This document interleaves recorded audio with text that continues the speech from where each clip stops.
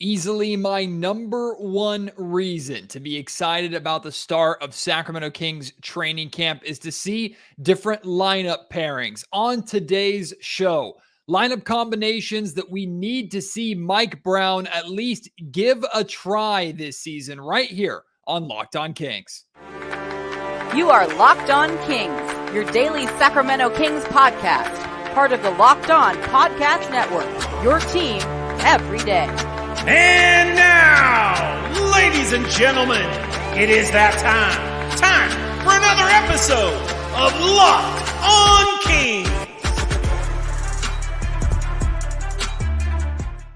Hello and welcome into Locked On Kings, your podcast hub for Sacramento Kings coverage all offseason long. Today's episode is brought to you by FanDuel Sportsbook. It's the official sportsbook of Locked On. Make every moment more. Visit FanDuel.com/LockedOn today to get started. My name is Matt George. I have the privilege of being your host here. I'm a Sacramento sports reporter and producer from ABC 10 News. And the cliche is, it's a great problem to have when you have so many good players on your roster. It's a great problem to have for Sacramento Kings head coach Mike Brown to try and figure out how to get everybody on the floor, how to make combinations work, and how to truly maximize the potential of your roster depending upon which guys are playing together and which guys are playing to their strengths in your system.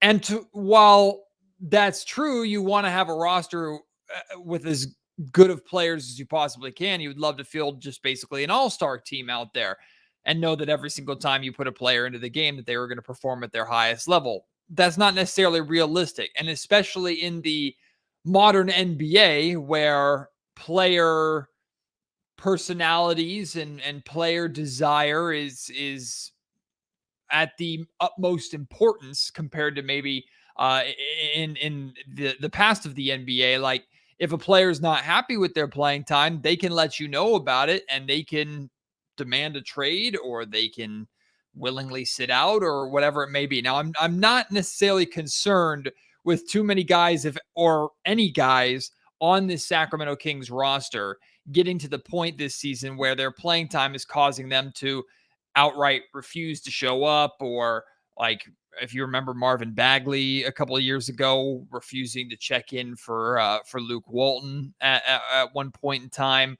I'm not worried about anybody necessarily demanding a trade, but the Kings do have a lot of talent on this roster. I've shared with you before, I think the top 10 of this team is already established, the bench five and the starting five, but obviously this isn't hockey. So you don't just sub out your five guys all at once and bring in a bench five unit.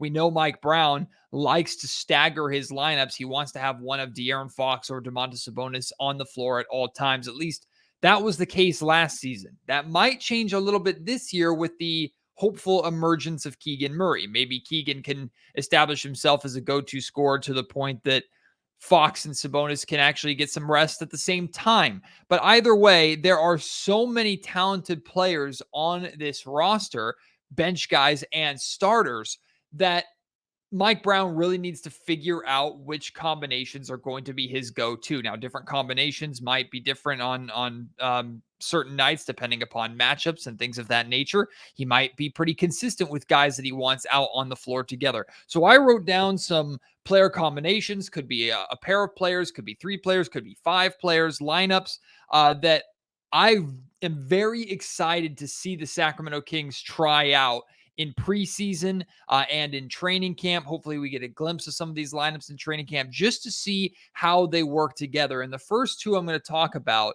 I've talked about them before and I've mentioned them before, but Sasha Vezenkov and Domantas Sabonis, right? Vezenkov coming over, expected to be in a bench role to some capacity. Some believe that he might be able to work his way into competing for a starting job if he's that good right out of the gate, and the Sacramento Kings are in really good shape.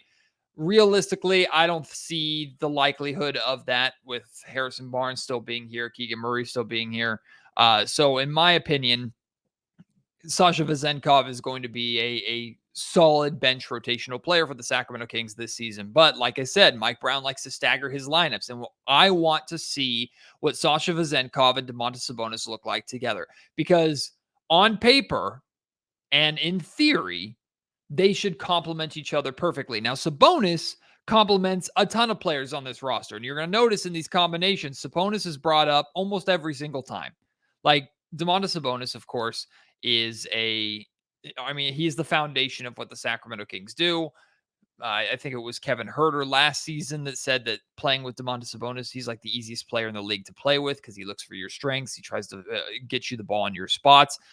But Sasha Vezenkov, the dribble handoff game, the off-ball backdoor cuts, like Sabonis and Vezenkov should be a perfect pairing together in theory based off of how Vezenkov likes to play and how he played in Europe. Like the dribble handoffs, the quick catch and shoots off curls, like Sabonis and Vezenkov, I believe they're going to be one of those pairings that day one you see chemistry with, very similar to how we saw Kevin Herter and Domantas Sabonis. Now that's another obvious pairing that we saw really emerge last season.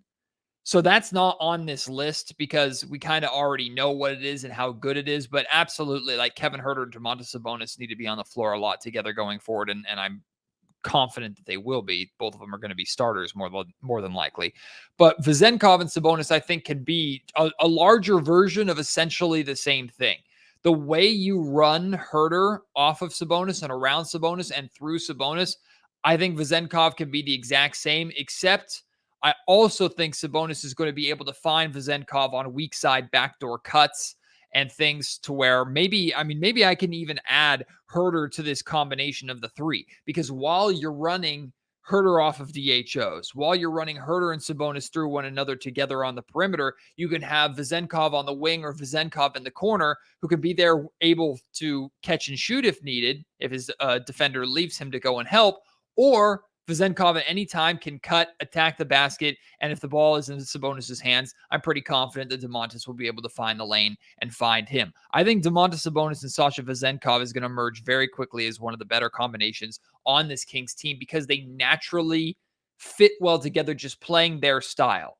And their style also, of course, is emphasized by Mike Brown's offense and Jay Triano's offense, at least what we believe it's going to be based off of last season. So Sasha Vezenkov, Domantas Sabonis, a combo we absolutely need to see. I'm going to add someone to that. Keegan Murray, Sasha Vezenkov, and Domantas Sabonis. Because Keegan Murray is going to be getting a lot of time at the three this year. If Sabonis is, or rather Vezenkov is working himself into a consistent rotational spot, you would like him to be taking the spot of Harrison Barnes more often than you'd like him to be taking the spot of Keegan Murray. I want to see Keegan Murray and Sasha Vezenkov on the floor together because with how lethal shooters they are. I mean, I just think that opens up the game tremendously for everybody else. So what does the potential of a Murray, Vezenkov, Sabonis front court look like? If some truly believe that Vezenkov could work himself into a starter position, it's as the starting four. It's replacing Harrison and moving Keegan to the three, because you're not taking Keegan Murray out of the starting lineup. So if you're moving Vezenkov in, it's Harrison Barnes that's being moved out. I have no idea if this lineup is going to work or not, but I want to see it. I want to see how well Murray, Vezenkov, and Sabonis fit together. And really, in this situation, my eyes are on Keegan Murray. Keegan Murray as a three. We've heard the potential for him to play that position. But potential and actually playing that position to a level that the Sacramento Kings expect, especially offensively, that's a big question mark. Can Keegan Murray offensively hold down that three spot at the rate that the Sacramento Kings have their normal offensive success? And then on the defensive side of the floor, is Keegan Murray quick enough? Does he have enough lateral quickness and horizontal quickness to be able to stay in front of threes, stay out of foul trouble, be able to guard the perimeter, and the Kings defense not fall apart? Because at that point you're having question marks about your three on defense and question marks about your four on defense with the projected or suggested weaknesses of Vezenkov's game on that side of the floor. So to me, a Murray, Vezenkov, Sabonis lineup, this is something that I expect we're going to get a lot of looks at in training camp and in preseason to see truly if it works, and if it does really, really well, that's when you can start to crack open the door a little bit to a possible Vezenkov starting lineup going forward. But I still don't think that's likely with how good Harrison Barnes is and how solid Harrison Barnes is at that spot. Sticking with the Sabonis train, Chris Duarte and Domantas Sabonis. They had a solid pairing for the 1 year together in Indiana. Well, really the 2/3 of a year before Sabonis was traded to the Sacramento Kings at the deadline. Chris Duarte was really, really good as a rookie for the Pacers. After the Sabonis trade, plus some injuries and things like that, he fell off a cliff a little bit. A lot of people believe, and from people that I've talked to in Indiana, a lot of people believe that a lot of the success that Duarte was having and was enjoying was because of the relationship that he had with Sabonis, both on and off the floor. So what do Chris Duarte and Domantas Sabonis look like together? Can you reestablish what they had in Indiana? Can you get Duarte back to the level that he was playing as a rookie? Because if you can, then the Kings are in excellent shape, because Duarte, I think, is a absolute solid part of the bench rotation for the Kings on a nightly basis. And Duarte is one of those plug and play guys that I think can work with most anybody on this roster. You can have him out there with Fox. You can have him out there with Monk and Mitchell. You can have him out there with the starters and Keegan Murray and Sabonis. Like, Chris Duarte is going to be one of those guys that I think Mike Brown can plug in at any point, and he will come in and do his job, which is spacing the floor on the offensive end and then defensively being a long, lengthy, disruptive wing. Like, that is Chris Duarte's role in my mind. But especially based off of his history with Sabonis in Indiana, what does that combination look like? And does Domantas Sabonis truly help Duarte open up his game to a level that really benefits Sacramento, really benefits Duarte, and that basically forces you to stagger that rotation on a nightly basis so that the two of them can share the floor together? I also want to see Vezenkov and Trey Lyles, right? Because that is your likely bench 4 and 5. I don't expect them to play a lot together. And the reason for that is on the defensive end. I think defensively, there are a lot of concerns with Vezenkov and Lyles at the 4 and 5, but that doesn't mean I don't want to see it. And if you're going to get time with Sabonis off the floor, I mean, Sabonis can't play all 48 minutes, right? You want to play him at like that 36, 37 minutes per night sweet spot. We expect Trey Lyles to be the guy holding down that 5 spot when Sabonis is out. You don't want to limit yourself to where every single time Sabonis is out of the game, Vezenkov can't be in the game either because Trey Lyles is out there. You need to try and figure out if Vezenkov and Lyles minutes can work, even if it's for 2-3 minute stretches together. You stagger them in and then you bring Sabonis back. Like, can that work? Because if it doesn't, then you have to look at potentially having another 5 in there, and Alex Len, and Neemias Queta, Nerlens Noel with Vezenkov.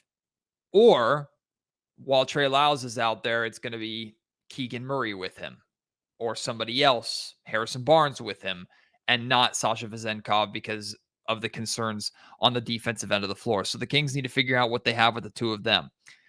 I really want to see this lineup just from a 3-point spacing focus. De'Aaron Fox, Malik Monk, Kevin Huerter, Keegan Murray, Trey Lyles. Talk about basically a 5-out offense. Now, De'Aaron Fox is the, I guess, weakest 3-point shooter in that bunch, being in the low 30s. But De'Aaron Fox is going to have so much freedom and spacing on the inside to be able to attack the basket, get to that mid-range jumper that he loves so much, that having the other 4 guys on the perimeter, I mean, they're going to be getting more than their fair. It's like the Milwaukee Bucks offense, essentially, with Giannis Antetokounmpo. Like, one of them gets downhill, the other 4 of them move and poach on the perimeter, get themselves open looks.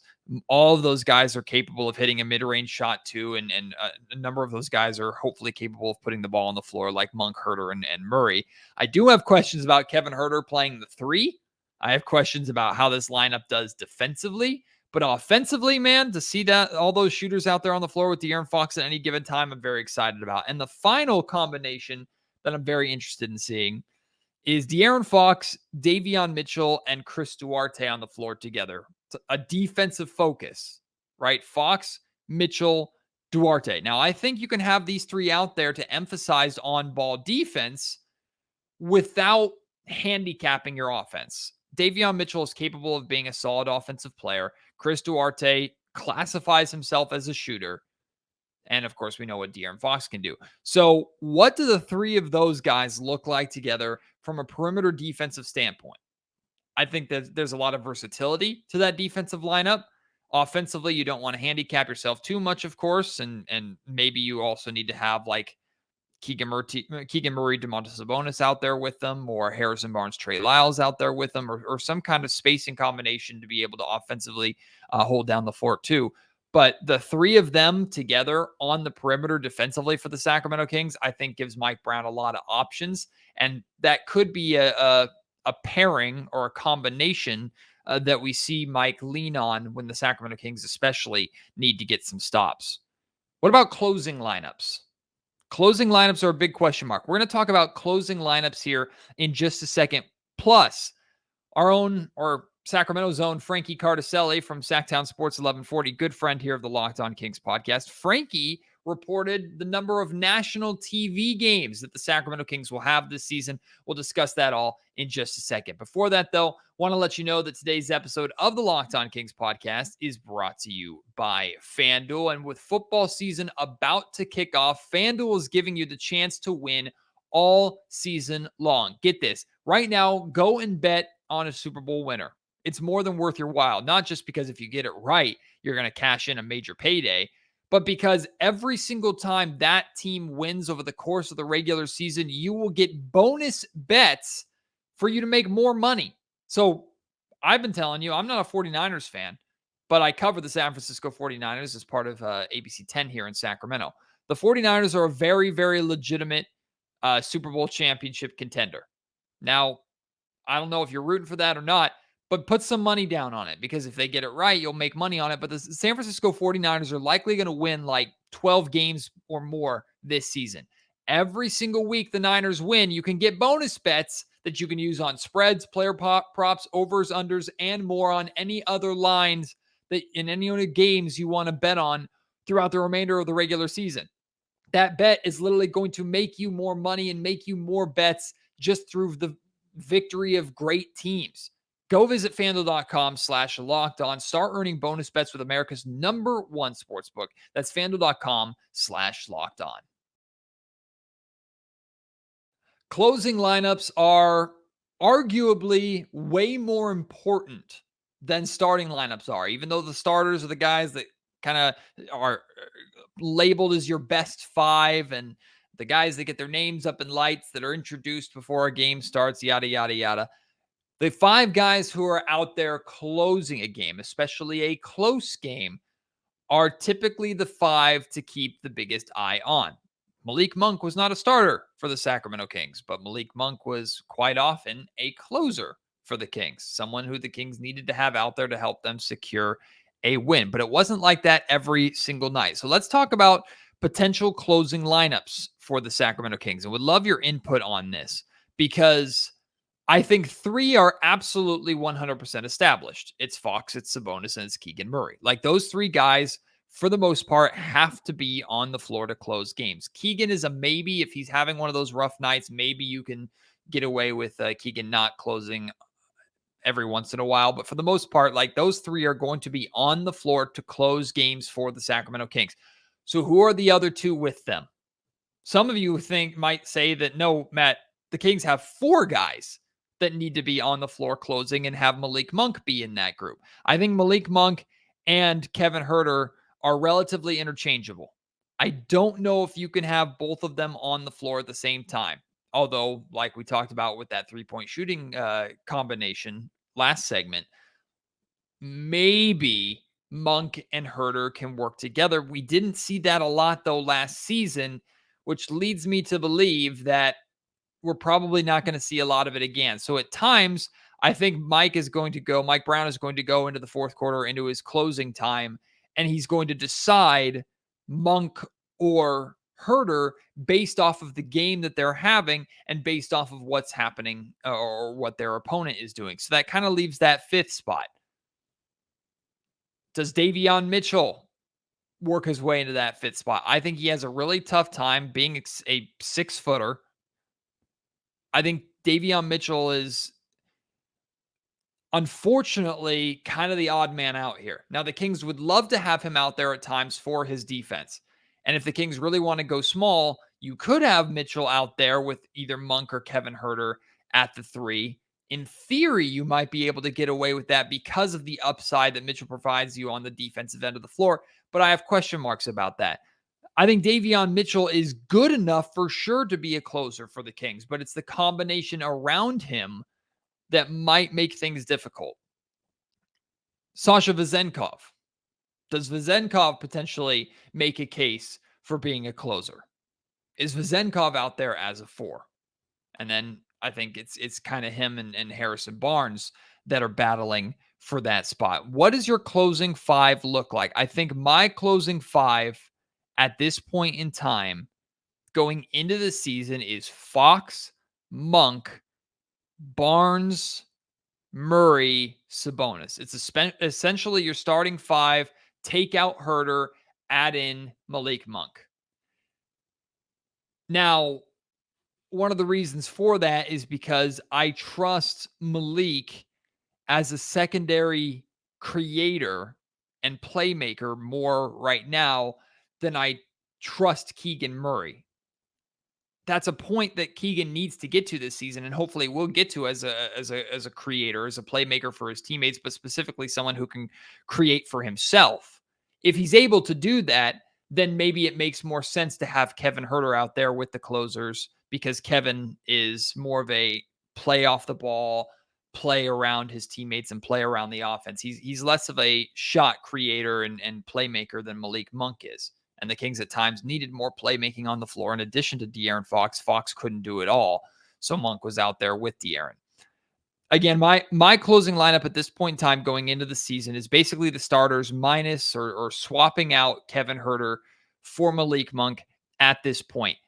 What does your closing lineup look like and why? You can share that with me at any time, but do so on Twitter at MattGeorgeSack. Email me, mattgeorgesports@gmail.com, or leave your thoughts in the YouTube comment section down below. So my good friend Frankie Cardicelli got the scoop.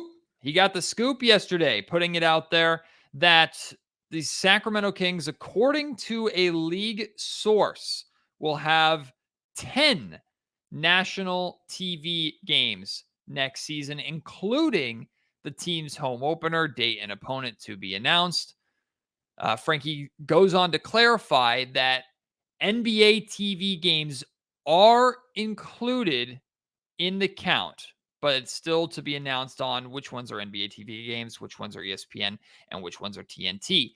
Now, I've talked about this a little bit over the history of the Locked On Kings podcast. Like national TV games don't include NBA TV. They don't. Like NBA TV is technically a national channel, but they take essentially the local broadcast, put it on the national channel, and it's distributed to a wider audience. But it's not national TV games. So like those main headliner up and light games, which are on TNT and ESPN, those are national TV games. So those are the two that we're really looking at. Now, if the Kings were to have 10 ESPN and TNT games, I'd tell you, holy smokes, the Kings really got some love. Some of you might believe they're worthy of that, and based off of how they played last season, and based off of how good the Kings were in the playoffs and how exciting the Kings were in the playoffs against the Golden State Warriors, I'd tell you, hey, maybe you're right. Maybe the Kings do need to have 10 national TV games on ESPN and TNT, but I'm realistic. I don't think the Kings are getting, obviously, 10 ESPN and TNT games. What I'm hoping for is out of these 10, I'm hoping that 5 of them are ESPN and TNT games. I'm even skeptical about that. I think the majority of them are going to be still NBA TV games. That's going to be the NBA claiming that they're giving the Kings a little more love without actually giving the Kings the love that they deserve. But I think 5 is the ideal or at least base number of ESPN and TNT games that the Sacramento Kings should have and deserve. I don't think they're going to get it, truth be told, but I was thinking about what 5 games. Obviously, I don't know the schedule yet, so I don't know which ones of these would be home and away or whatever. But I was thinking of at least 5 opponents for the Sacramento Kings that I would like to see on national television. And the 5 that I labeled are, and the first one's pretty obvious, Kings versus Warriors. I've shared in the past, I think Kings Warriors should have 2 different national TV games over the course of the season. I think the NBA dropped the ball a little bit by, I know they're the defending champions, but Warriors Nuggets on Christmas Day instead of Warriors Kings on Christmas Day. I disagree with that, although maybe players are happy that they can spend Christmas with their families. But I think Kings versus Warriors absolutely has to be a national TV game this season. Whether it's in Sacramento or Golden State, doesn't matter. Like, that playoff series was so damn good. It's an easy decision for the NBA, and I'm sure they'll get that right. I think Kings versus Lakers deserves to be a national TV game, not just because of the history of those two franchises, but because of how, in theory, they match up. Of course, they're Pacific Division opponents. So Kings versus Lakers absolutely should be a national TV game. Again, in Sacramento or in Los Angeles, does not matter. Kings versus Pacers, I think, is an easy national TV game because, of course, you have the history between two and the connections between the franchises, Halliburton, Sabonis, things of that nature. But on top of that, those are 2 very exciting teams. Like, I think the Indiana Pacers are an exciting, fun team to watch. I think they're going to be a good team. The Sacramento Kings will be the better team, and that'll be abundantly clear with how next season goes, in my opinion. But Kings Pacers, for obvious storyline reasons, plus the entertainment value, I think would be an excellent national TV game. I put this one Kings versus Grizzlies, but after Ja Morant is back. Because I shared with you, and I talked about it a lot in the comparisons with Fox and Ja. I shared, like, once De'Aaron Fox got the national stage, the playoff stage that Ja Morant got, where Ja made a name for himself in the play-in and in the playoffs, once Fox got there, he was going to do the exact same thing that Ja did. And lo and behold, what did he do in his playoff debut? He had one of the best playoff performances or playoff debuts in NBA history. I think it was like tied for second best in terms of highest scoring playoff debut in NBA history or something like that. Like, De'Aaron Fox versus Ja Morant is fireworks in itself, but the Memphis Grizzlies and Sacramento Kings are expected to be competing in the mid to upper pack of the Western Conference. So we'd love to see the 2 of them. And then this last one, I couldn't decide between 2, so I wanted to leave it up to you. Kings versus Clippers, another Pacific Division opponent. Of course, last season they had that ridiculous double overtime game in Los Angeles. And for some reason, those 2 teams always just seem to play well against each other, and it's always an exciting game. The Kings typically have the edge against the Clippers. Or Kings versus Thunder. Thunder are an up-and-coming team. I think they match up against the Sacramento Kings really, really well. The Shai Gilgeous-Alexander versus De'Aaron Fox, Chet Holmgren, Domantas Sabonis, Josh Gidd. There's just Lou Dort and the success that he's had at times guarding Fox in the past. Like, I think that's a really, really fun matchup. I think the Thunder are going to be a good team this year. I think the Thunder are going to be a playoff team this year. So I think that would be a really fun national TV game, is Kings versus Thunder. That one, though, has to be in Sacramento. Like, put it on. The Kings deserve that one. But I think Kings Thunder would be a really fun national TV game. So I guess between the 2 of them, I would choose that one. But if you gave me a Kings Clippers national TV game, I certainly would be fine with that. But any of those you say absolutely have to be national TV games. Any others you want to submit? You want to talk about potential lineup combinations? You want to share your closing lineup? It's all fair game. Let's talk about it. Let's extend this conversation beyond this podcast episode. Again, you can reach me on Twitter at MattGeorgeSack. Email me, mattgeorgesports@gmail.com. And let's talk about it in the comment section down below, too. This is episode 1501. So thank you again for helping us reach that 1500 milestone. Last episode, it was a real treat to be able to realize that that's the number that we're at, and looking forward to 1500 plus more. And of course, we're going to have more great content for you, trying to get us through this month of August. We're halfway through. It's August 15th. We're halfway through the month of August. Then we get into September, where we still have some time to kill, but at least in September, that's when training camps begin. And then in October, preseason and the regular season. So we're just chugging along here, right? We'll get through it together. Thank you so much for your support of the Locked On Kings podcast. As always, my name is Matt George. You've been listening to Locked On Kings, part of the Locked On Podcast Network.